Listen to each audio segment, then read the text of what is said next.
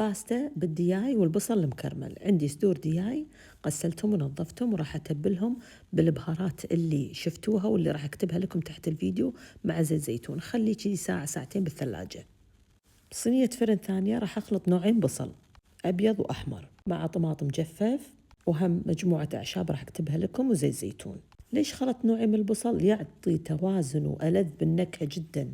وأحط من بينهم كذي راس ثوم وأحطه بالفرن، والدياي كذلك أحطه بالفرن.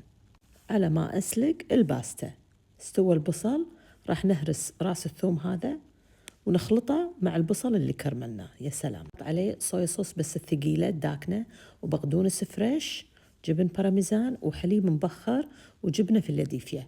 كل المقادير تحت الفيديو ومع الترجمة. ترى عادي إذا ما تبوا ديالة تسوونه، هي الباستا بروحها يعني خطيرة. ونصيحة، الباستا حلاتها تقدم حالا، يعني سووا كل هالخلطات بس آخر شيء سلقوا الباستا وبالعافية.